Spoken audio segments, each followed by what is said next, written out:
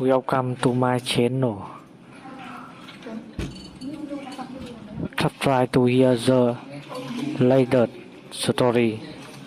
Okay, so this whole thing is honestly still eating at me. And I need to tell someone what really happened because everyone at that place made me out to be this crazy person when I was literally just trying to protect myself. I'm Tiffany, I'm 24, and what went down at my last job was complete bull. So 3 months ago, I got hired at this technical consulting firm. The job posting was super vague about what the actual work involved, but during the interview, they acted desperate to fill the position.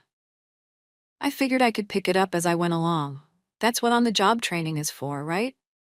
Plus, I'm a quick learner when people actually bother to teach me things properly. My first day, this guy Randy comes over being all helpful and friendly. He's 29, seems decent enough, and starts explaining all these complicated computer systems that honestly made zero sense. Everyone else was acting annoyed that they had to deal with a new person. But Randy was different. He actually took time to show me stuff multiple times without making me feel stupid. But I could tell right away some people had issues with me getting attention. Especially this girl Jasmine, who kept shooting me these looks whenever Randy would help me with something. Like, excuse me for being trainable and friendly? Maybe if you weren't walking around with that attitude all the time, people would want to help you too. It was pretty obvious she was jealous because I'm young and actually put effort into how I look. Unlike some people there who seemed to roll out of bed, the work was way harder than they made it sound. They expected me to know all this technical stuff that wasn't even mentioned when they hired me. I spent most days completely lost while everyone acted like everything was obvious. Randy was literally the only person willing to actually explain things instead of just telling me to figure it out myself or read some useless manual. Randy would bring me coffee when he got some for himself, which was just normal courtesy, but I could see how that bothered certain people. Jasmine would make these comments like, "Oh, Randy's being helpful again," with this tone that was so transparent. Like, girl, if you have something to say, just say it instead of being passive-aggressive.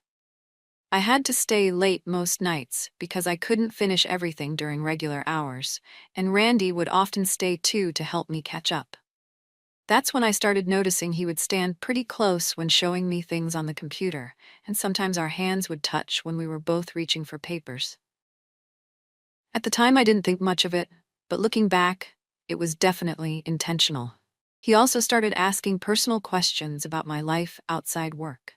Where I lived, if I had a boyfriend, what I did for fun. I thought he was just being friendly, but guys don't usually ask those kinds of questions unless they're interested. And he would always offer to walk me to my car when we worked late, saying it wasn't safe for me to go alone. The more time we spent together, the more I noticed he would find excuses to touch my shoulder or arm when explaining things. He would lean in really close and I could smell his cologne. When other people were around, he acted more professional, but when it was just us, he was definitely more relaxed and flirty. When I mentioned having trouble with some software, he offered to come in on a Saturday to give me extra training. That seemed like a lot for just a coworker, especially giving up weekend time. When I thanked him for being so helpful, he said, "Well, I want to make sure you succeed here," with this look that felt more personal than professional. The other women started making comments about how much time Randy was spending with me. I overheard Jasmine telling someone it was interesting that Randy was suddenly so invested in training when he'd never been that hands-on before. She said it with this smirk like she knew something, which was super annoying because what was I supposed to do? Tell him not to help me? Then Randy mentioned he had a girlfriend, but that didn't really change how he acted around me. Guys in relationships flirt all the time. It doesn't mean they don't find other women attractive. If anything, it made me realize he was probably feeling guilty about whatever was happening between us, which is why he brought her up. The whole situation was getting complicated, and I was starting to feel uncomfortable with how much attention he was giving me. It was obvious to everyone that something was going on, even if nothing inappropriate was actually happening. I didn't want people thinking I was sleeping my way through training or whatever. but I really needed his help to do my job. Without Randy explaining things, I would have been completely lost. The training materials were garbage, and nobody else seemed willing to spend 5 minutes helping me understand anything. So I was stuck between needing his help and feeling weird about how personal he was making everything. Looking back, I think Randy was being strategic about when he offered help and when he didn't. Like he was testing to see how dependent I would become on him, or maybe seeing if I would be open to something more than just work. Why else would someone put in that much extra effort for a coworker they barely knew? The whole thing came to a head during my second week, when Randy started setting these weird boundaries that didn't make sense. I asked him to help with a project due the next morning, and he said he couldn't stay late because he had plans with his girlfriend. Fine, but it was the way he said it, like he was making a point to mention her. When I asked about meeting over the weekend to go over stuff I was struggling with, he got all awkward and said he preferred keeping work help during work hours. But that completely contradicted what he'd offered before about coming in on Saturday. It was like he was suddenly trying to create distance after weeks of being super available. I started noticing he would only help me when other people were around, which felt deliberate, like he was making sure there were witnesses or something.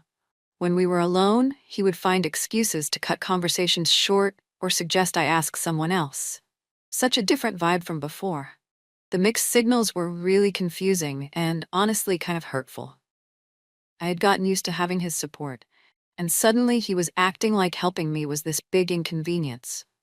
I couldn't figure out what had changed, but it felt personal, like maybe his girlfriend had said something about the time he was spending with me. I tried asking him directly if everything was okay, and he gave me this response about wanting to maintain professional boundaries, which was ridiculous because he's the one who had been crossing those boundaries with all the personal questions and extra attention. Now suddenly, he wanted to be professional? It felt like he was trying to make me seem like the inappropriate one.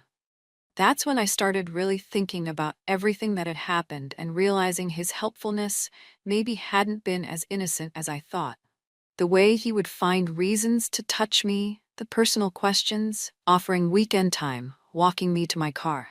It all added up to something that made me uncomfortable. The more I thought about it, the more I realized how unfair the situation was. I was just trying to do my job and learn what I needed to know, and he had made it weird by bringing personal stuff into it. I didn't ask for flirty comments or special treatment. I just wanted proper training like any new employee should get. I talked to my roommate about it, and she immediately said it sounded like he had been testing the waters to see if I would be interested in something more than work. She said guys do that all the time. Act helpful and friendly to get close to women. Then, when they don't get the response they want, they pull back and act like nothing happened. That really opened my eyes to what had probably been going on. Randy had been using his position as my trainer to get closer to me personally, and when I didn't respond to his advances the way he wanted, he started creating distance to protect himself. But that left me in an impossible position where I couldn't get the help I needed. The worst part was that other people had definitely noticed what was happening, but instead of being concerned about the inappropriate dynamic, they were treating it like entertainment. Jasmine and the other women would make comments about Randy's mentoring style that made it clear they knew something unprofessional was going on. I felt stuck in this situation where everyone could see Randy had been crossing boundaries with me, but I would look bad if I said anything. Like people would think I was making trouble or being dramatic. But I couldn't just pretend nothing had happened and continue working in that environment. The breaking point came when I realized I was probably going to get fired if I couldn't improve my performance. And the person supposed to be helping me train had basically abandoned me because I didn't respond to his inappropriate behavior. It felt like I was being punished for not playing along with whatever game he was trying to play. So I went to HR and filed a complaint. Look, I wasn't trying to get Randy fired or anything dramatic. I just wanted there to be a record of what had been happening, so if my performance continued to suffer, There would be an explanation for why I wasn't getting the support I needed to succeed. I told them about Randy asking personal questions, finding excuses for physical contact, offering special attention that seemed to go beyond normal training. I explained how he had been making comments about wanting me to succeed that felt more personal than professional, and how he suddenly pulled back when I didn't respond to his advances. The HR person, Michelle, seemed to take it seriously and said they would investigate. She asked for specific examples and dates, which I provided as best I could remember. I made it clear I wasn't accusing Randy of anything criminal, but that his behavior had made me uncomfortable and was affecting my ability to do my job. A few days later, I got called into a meeting with Randy and our supervisor, Sandra. Randy looked completely shocked when they told him about the complaint. He kept saying he had no idea what they were talking about and that he was just trying to help me learn the job. He seemed genuinely confused, which almost made me feel bad. But then he said something that really got to me. He said he wasn't attracted to me and had never been interested in me romantically. The way he said it was so dismissive and almost insulting, like the idea of being attracted to me was ridiculous. I mean, I know I'm attractive. I get hit on all the time, and guys are usually falling over themselves to help me. That comment made it clear he was lying about his motivations. If he really had just been trying to help me professionally, why would he need to bring up attraction at all? The fact that he felt the need to deny being attracted to me proved that attraction had been part of his thinking, even if he was trying to cover it up now. After that meeting, Randy completely shut down any interaction with me. He would barely make eye contact and only answered direct work questions with short professional responses. It was like he was trying to punish me for speaking up about his behavior. The message was clear. If I was going to complain about his attention, then I wouldn't get any attention at all. The other people in the office started treating me differently too. Jasmine and some others would get quiet when I walked into the break room, and I could tell they were talking about me behind my back.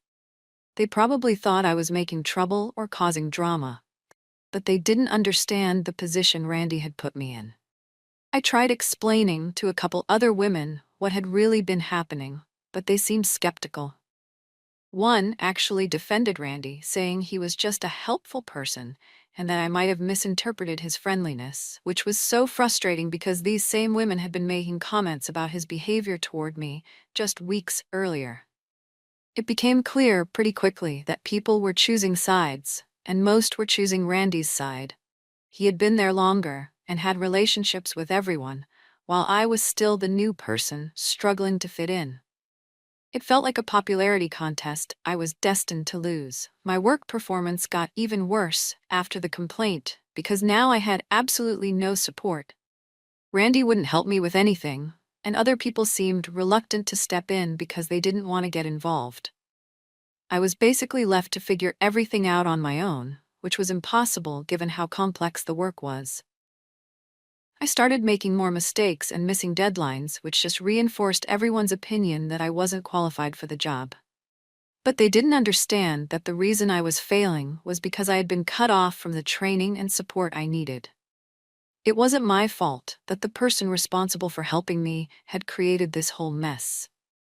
Sandra started having more frequent check-ins about my performance, and it was obvious she was building a case for termination. Every mistake got documented. Every missed deadline got noted. I felt like I was being set up to fail, and there was nothing I could do about it. Things got really desperate when I realized I was probably going to lose my job if something didn't change. I had been there almost 3 months, and my performance reviews were getting worse instead of better.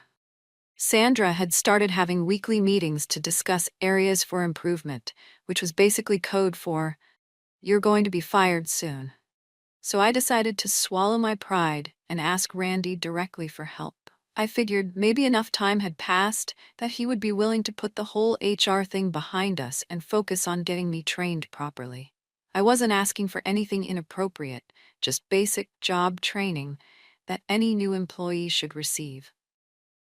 I approached him when he was alone at his desk and asked if he could help me understand a particular system I was struggling with. He looked at me like I had asked him to commit a crime. He said, "I'm not comfortable helping you," and turned back to his computer. Just like that. No explanation, no suggestion of who else I could ask, just a flat rejection. I tried a few more times over the next week, thinking maybe he just needed to see that I was serious about keeping things professional. But every time I asked for help, he gave me the same response.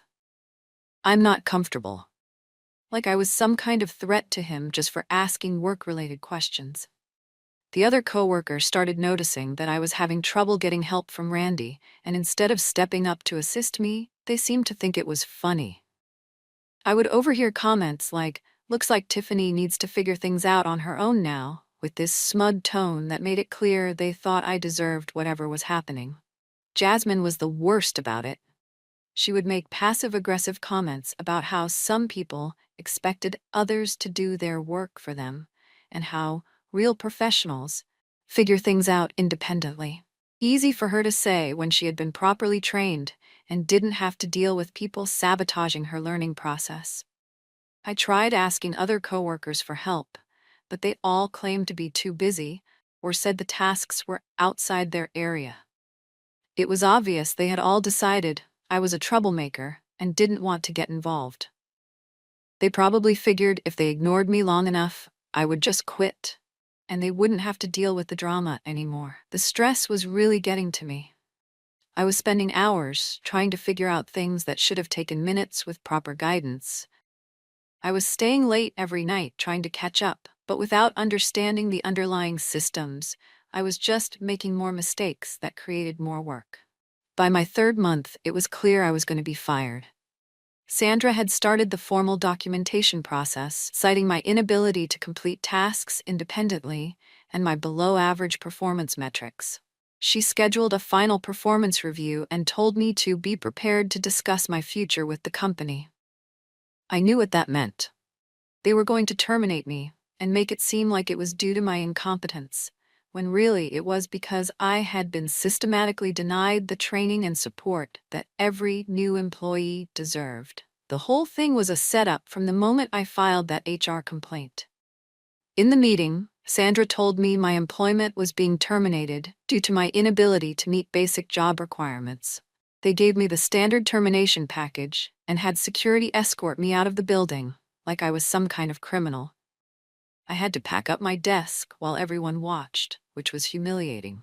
Randy didn't even look up from his computer when I walked past his desk with my box of belongings. After everything that had happened, he couldn't even acknowledge that a person was losing their job partly because of his actions. The complete lack of empathy or accountability was stunning.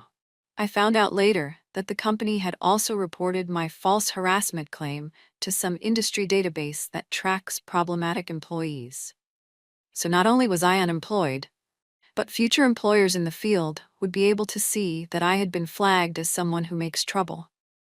Looking for new work became a nightmare. Every application that got to the reference check stage resulted in rejection.